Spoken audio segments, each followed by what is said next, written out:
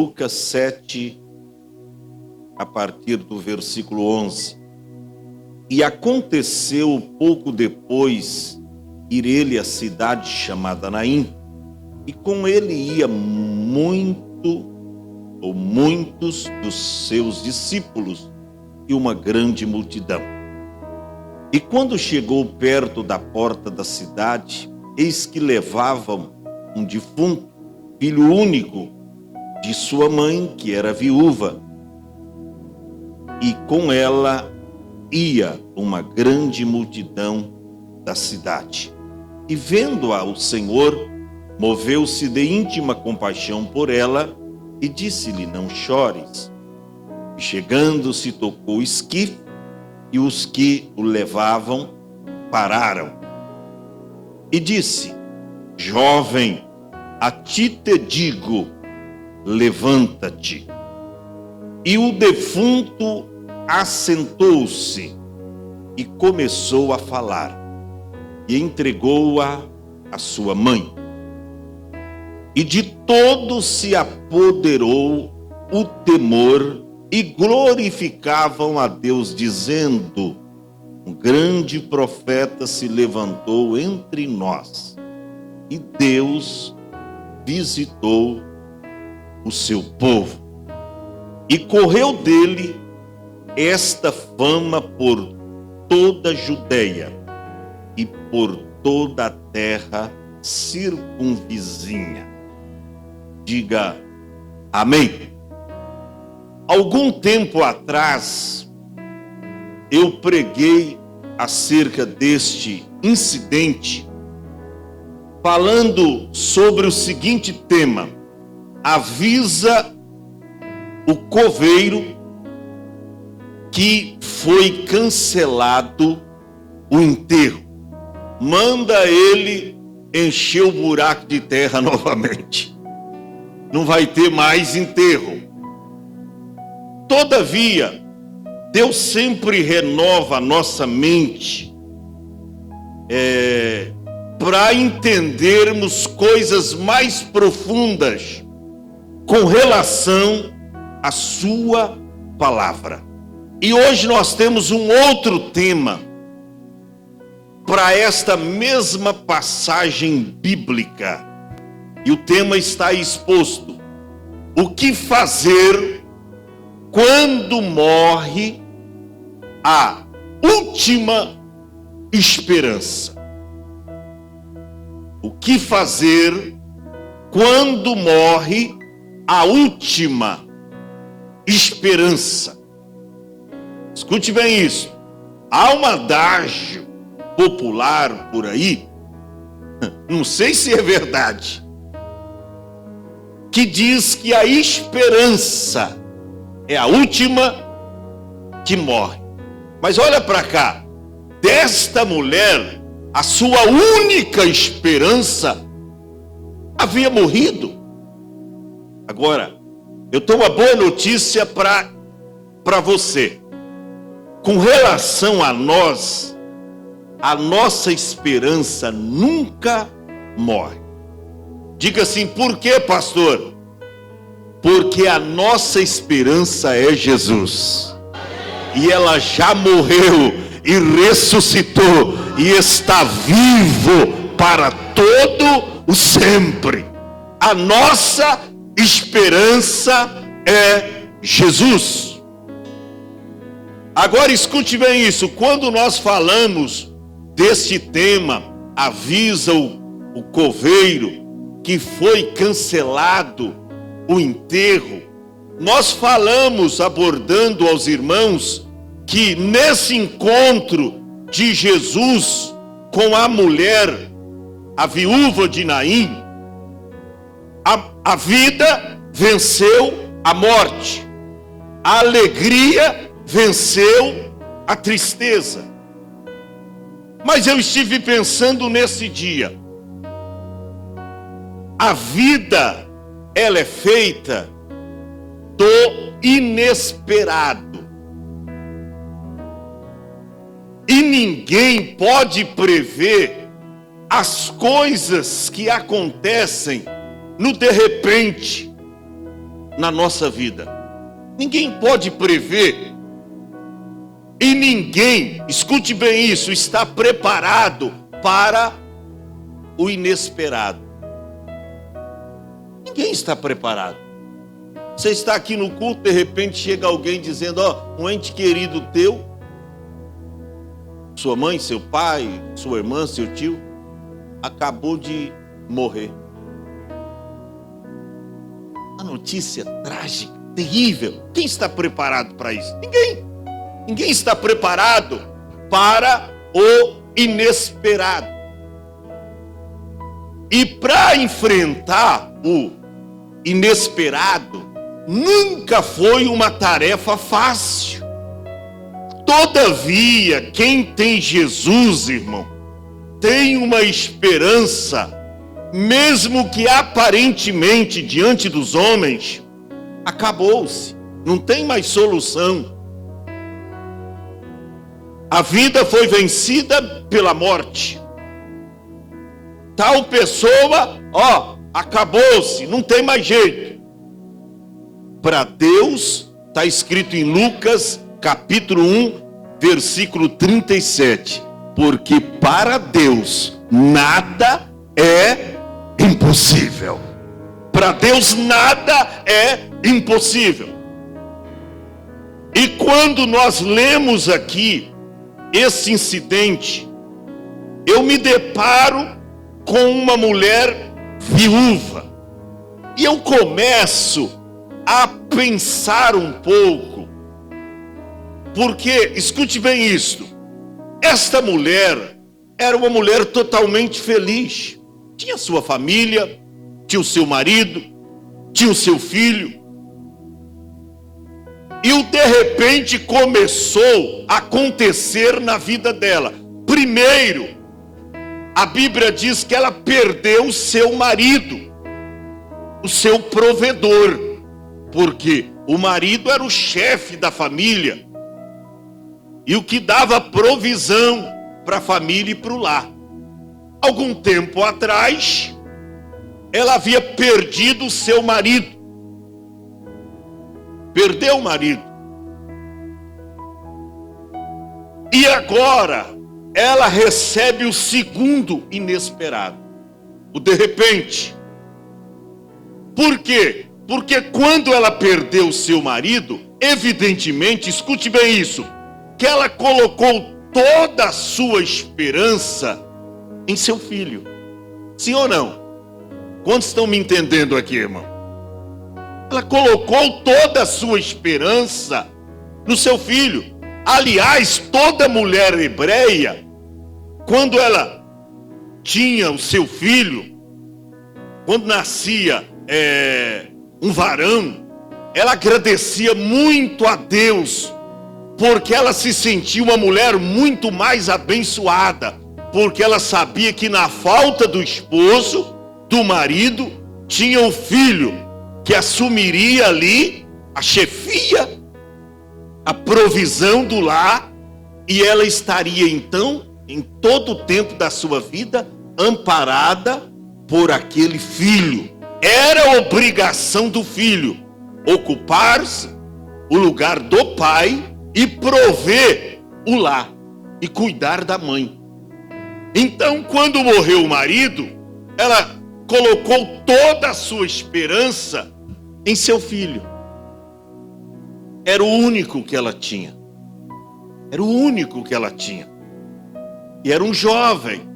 Quem sabe, mesmo na sua tenra idade, mas ele já começou a prover o lar de alguma coisa. Começou a fazer algum trabalho, começou a limpar um quintal, começou a fazer alguma coisa para trazer provisão para sua mãe. Mas de repente acontece o que? O inesperado. O filho morre. Agora imagina o desespero desta mãe. Era viúva, seu marido havia morrido, e agora o seu único provedor, que era o seu filho, a quem ela colocou toda a sua esperança, agora ele morre. Era uma tristeza muito grande.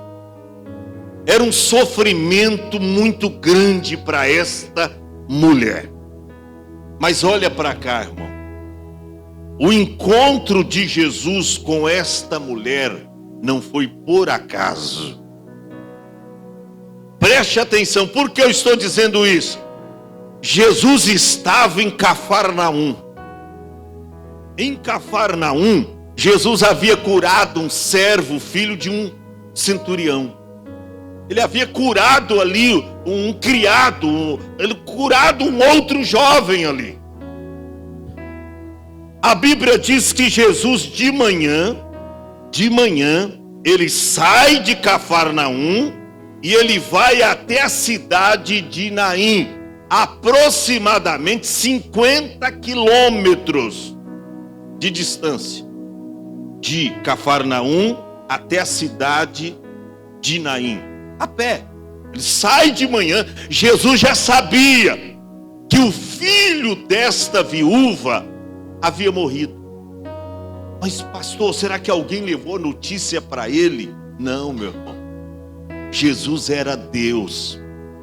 Jesus era 100% Deus e 100% homem. Olha para cá. Jesus, ele tinha duas naturezas, a humana e a divina. Na natureza humana, Jesus, ele teve mãe e não teve pai. Na natureza divina, Jesus teve pai e não teve mãe. E Jesus sabia o que estava acontecendo na cidade de Naim. E não foi por acaso, olha para cá, ou mera coincidência, que as duas multidões, Grazi, se encontraram à porta da cidade. Não foi por acaso.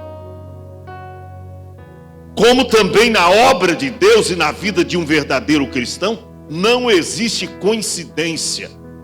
Porque na obra de Deus não existe coincidência, na obra de Deus existe propósito.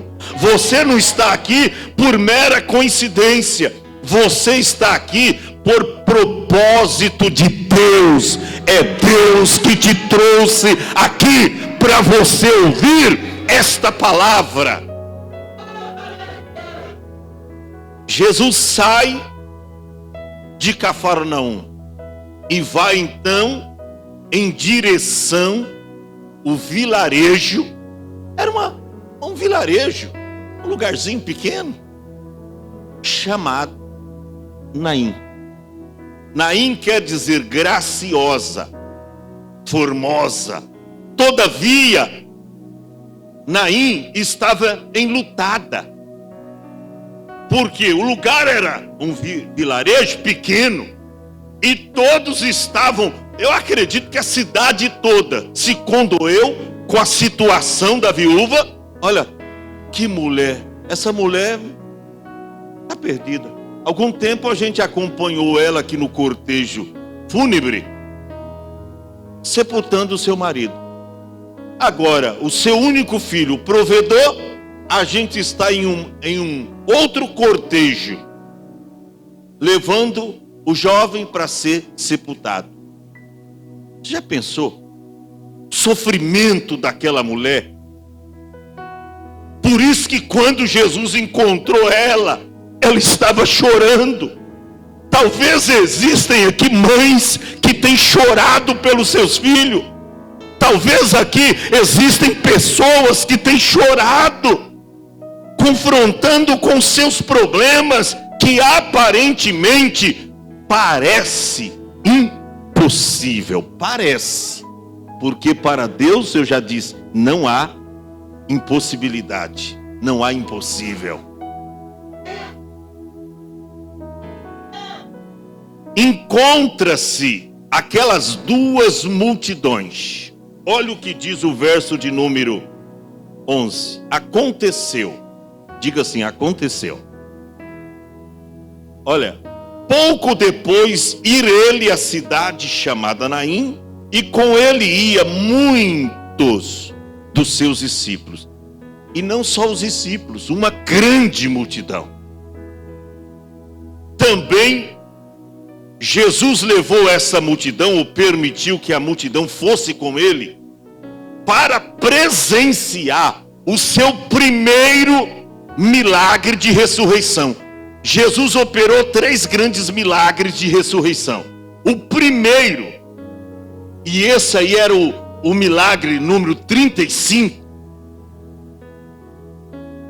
era o milagre número 35, e o primeiro das 3 ressurreições.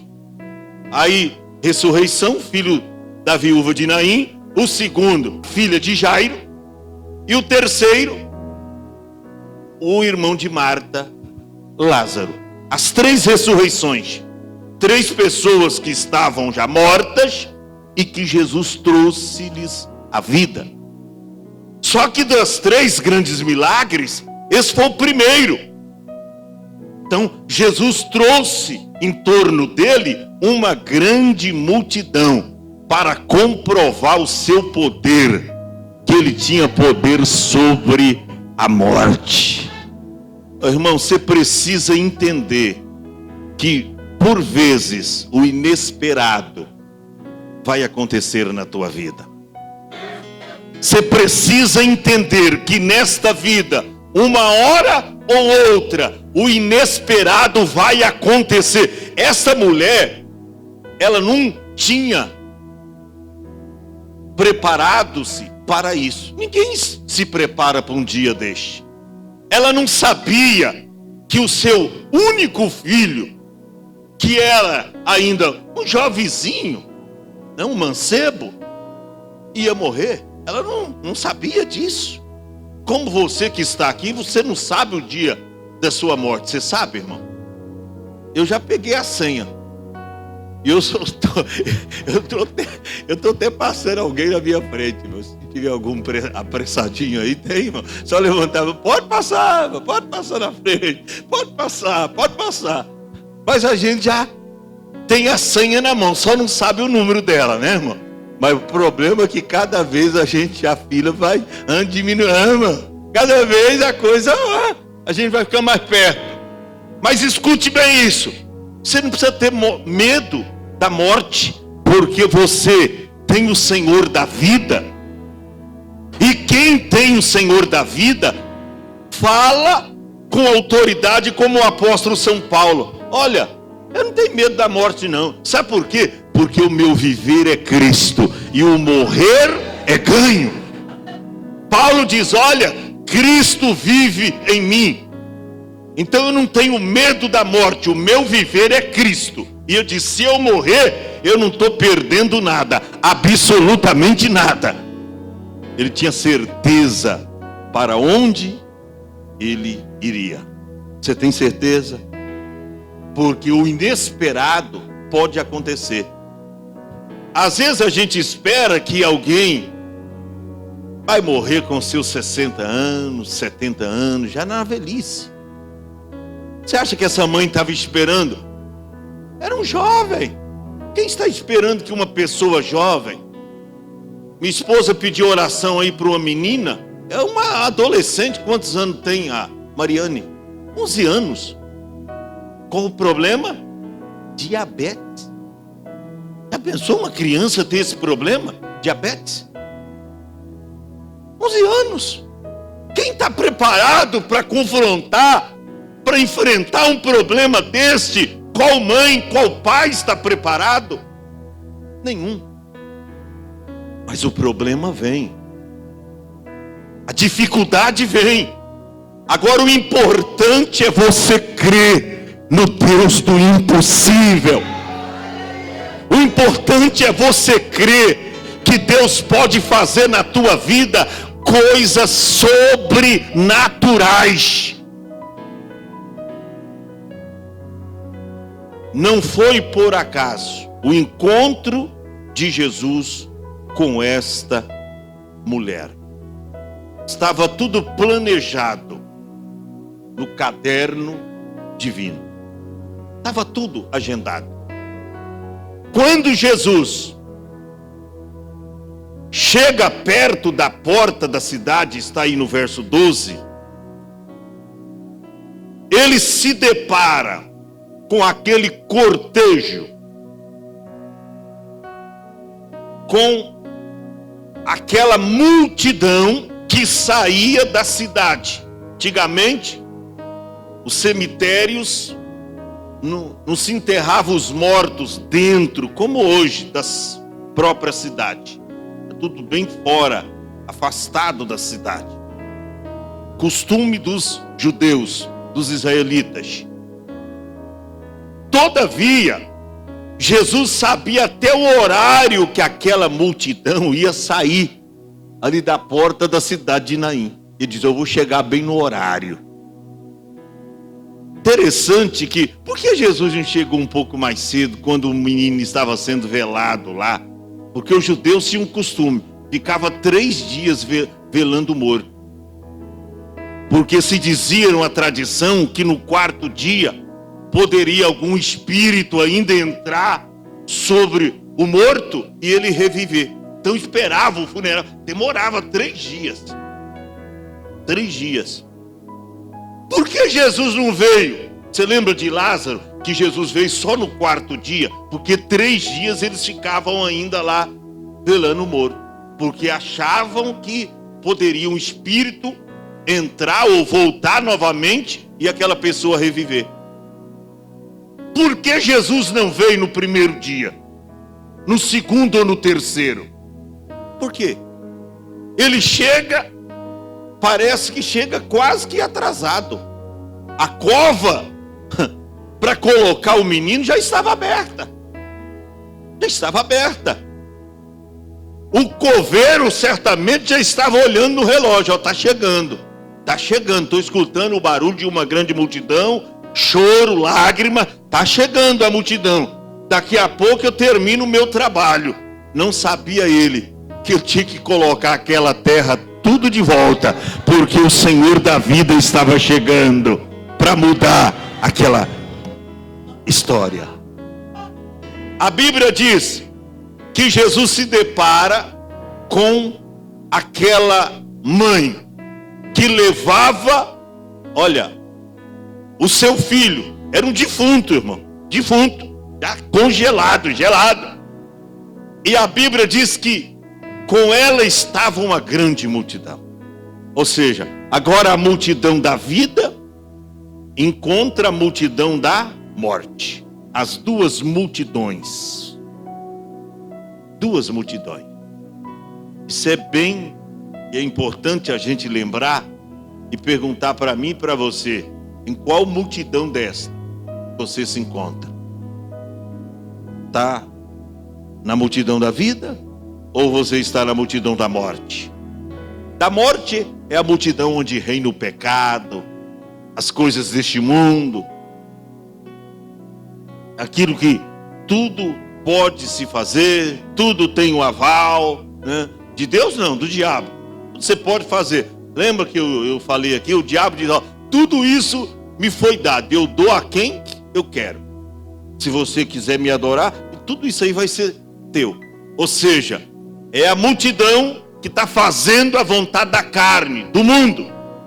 Então, com a mulher representa a multidão da morte, com Jesus a multidão da vida.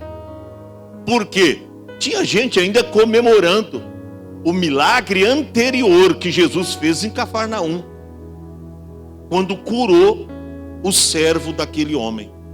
Eles estavam ainda comemorando. A multidão da alegria encontra-se com a multidão da tristeza, a multidão da morte, e se integram ali as duas multidões. Mas olha a cena. Quando Jesus levanta os olhos, você vê que tinha muita gente ali, mas Jesus conhece. Você acha que não tinha muita gente em torno do esquife, do caixão? Tinha. Mas Jesus bate os olhos em quem? Na mulher. No verso 13. E logo que o Senhor a viu. Olha para cá, o Senhor está te vendo. Ele conhece o teu sofrimento. Ele conhece as tuas pelejas, os teus combates, as suas aflições, as suas agruras, as suas dificuldades, os seus problemas, o seu choro, as suas lágrimas, mesmo nas caladas da noite, quando você entra lá no seu quarto, dobra o seu joelho e fala com Ele, Ele está vendo. Jesus já estava contemplando a vida desta mulher fazia muito tempo. Jesus já sabia que ela havia perdido o marido. Jesus sabia a hora que ela havia perdido o filho. Jesus sabia que ela estava já há 3 dias sem dormir, ali à beira, ao lado do filho, chorando e pensando agora, como é que eu vou fazer? Quem vai cuidar de mim? Meu filho, a minha única esperança, morreu. Minha única esperança morreu. Jesus sabia. Por isso que ele chegou subitamente no horário certo. Se deparou com a multidão. Olha para aquela mulher. Primeiro, a Bíblia diz que ele se encheu de íntima compaixão por ela.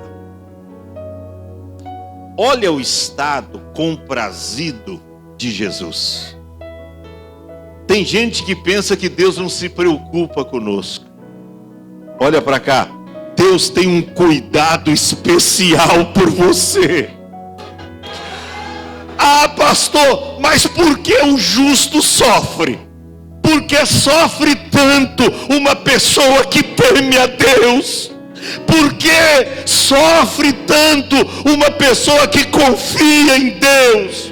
Olha para cá, esse sofrimento não é para te matar.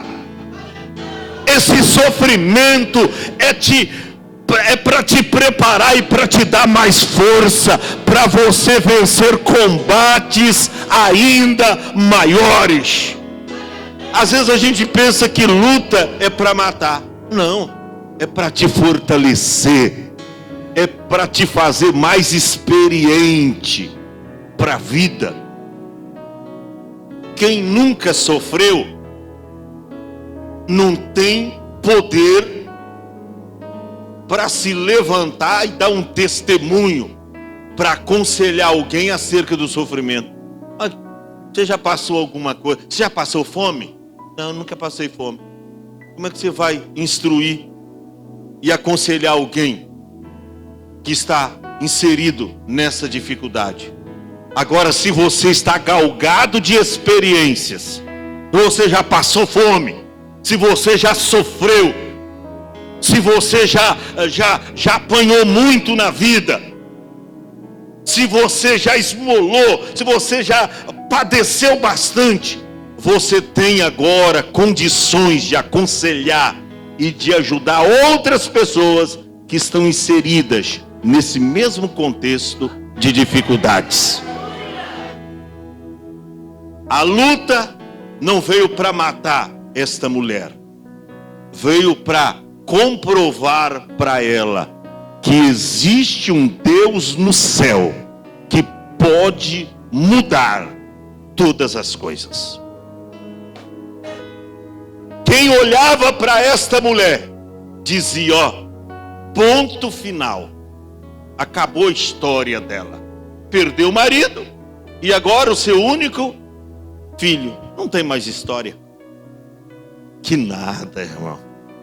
Aonde o inimigo coloca um ponto final, Deus vem e coloca uma vírgula e diz: não, é apenas o começo daquilo que eu tenho para fazer. Quem sabe o diabo olhou para você raivoso nesse dia e diz: mais um dia você vai lá na igreja fazer o que lá? Isso não vai mudar a sua história, isso não vai adiantar nada. E você está acreditando nessas mensagens e mentiras do diabo. Acredita na palavra do teu Deus. O que Deus começou a fazer na tua vida é muito grande, e aquele que iniciou esta grande obra, Ele fará ela crescer ainda mais até no dia de Cristo. O que iniciou a boa obra, Ele aperfeiçoa grande dia. Hoje, tudo na sua vida parece insignificante, pequeno. Alguém não acredita em você. Alguém olha para você e diz: tá indo lá na igreja, quer ver? Não dou um mês, não vai virar nada. Não vai virar nada. Essa aí, ó, isso aí, tá vendo? Não vai. Quantas vezes, irmão? Quantas vezes um bêbado, a gente faz um apelo e um bêbado vem à frente? E todo bêbado embriagado aceita Jesus como Salvador. E alguém olha e diz: pastor escreveu lá no Facebook que uma pessoa se decidiu a Cristo. Mas eu vi lá um bêbado. Meu irmão, o evangelho que eu prego e que nós pregamos transforma bêbado também. O homem vem lá de fora bêbado, toxicômano, ele vem lá de fora drogado, embriagado, mas quando ele chega aqui, a palavra de Deus entra diretamente no coração dele, transforma ele radicalmente. E aí acontece o que Paulo diz: aquele que está em Cristo, nova criatura é, as coisas velhas já se passaram, e eis que tudo se fez novo. É a nossa realidade em Cristo. Finalizando, Jesus olha para a mulher e dá uma determinação. Ele dá o quê? Uma ordem, uma determinação. Qual é? Não chore. Irmão, só o Senhor da vida pode dar um conselho desse. Isso é besteira, aprenda. Você chegar em um velório de um parente teu, de um amigo, chegar lá: não chore não, é assim mesmo. Meu irmão, que não chora, meu irmão? A pessoa acabou de perder o pai, a mãe, não vai chorar? Para de besteira. Não é assim que aconselha ou que conforta alguém. Chore junto com essa pessoa, se puder. Pastor, mas que isso? Chore junto. Abraça essa pessoa. Se não tem nada confortante para dizer, não fale nada. Abaixa a sua cabeça. Ou chore junto. Mas não vem dizer: não chore. Como é que não vai chorar, meu irmão? Como é que não vai chorar? Mas é assim mesmo, é assim mesmo. Não é assim não. Agora, o dono da vida estava ali. E ele sim poderia dizer: não chore. Eu acredito que quando Jesus falou isso, toda a multidão espantou. Como? Que palavra é essa? Não chores? Como é que não vai chorar? Sendo que algum tempo atrás ela sepultou o marido. Agora o filho. Ela está chorando 3 dias sem parar. Como é que não vai chorar? Mas Jesus, o dono da vida, estava ali. Estava chegando o momento da vida vencer a morte e da alegria vencer a tristeza. O que aconteceu após esta palavra? 14. E chegando tocou o esquife. Alguém acha que Jesus tocou no morto, mas não é bem assim. Diz que ele tocou o esquife, à beira do caixão. Na verdade não era caixão, era uma maca. Era uma maca. Não tinha caixão naquela época. Eles pegavam, tinha uma maca, e eles amarravam ali os defuntos, que já eram todos enfaixados, dos pés à cabeça, e ali colocava na maca. Não podia virar tanto a maca que matava o morto 2 vezes. Ele poderia cair. Então, Jesus toca o esquife. E alguém às vezes pensa: até tocou no morto. Não tem problema, porque na lei não podia tocar. Mas o Senhor da vida estava ali, nada aconteceria com ele. Mas ele tocou. Os que levaram imediatamente falaram: opa, tem coisa diferente aqui. Isso nunca aconteceu. Alguém intervir no nosso trabalho. Ali estavam as carpideiras chorando falsamente, juntamente com aquela mulher. Elas pagam, recebiam salário para chorar ali. A mulher, a única que chorava verdadeiramente, era a mãe do moço. Que as outras eram carpideiras, ficavam lá para chorar e trazer lágrimas a todas as pessoas presentes no velório. A Bíblia diz então que Jesus toca no esquife, os que o levavam pararam e Jesus se dirige agora a quem? Ao moço. E a Bíblia diz que Jesus dá uma ordem. Na minha tradução diz mancebo, ali diz moço, a ti te digo. Jesus foi direto, contundente, concreto, condensado. A ti te digo, levanta-te. Fica de pé você também, levanta. Levanta-te. Olha o que aconteceu. Olha o que aconteceu, verso de número 15.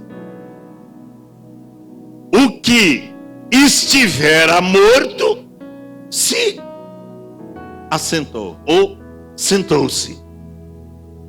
Ele, quando recebeu a ordem, a vida entrou nele novamente. Olha para cá. A ordem de Jesus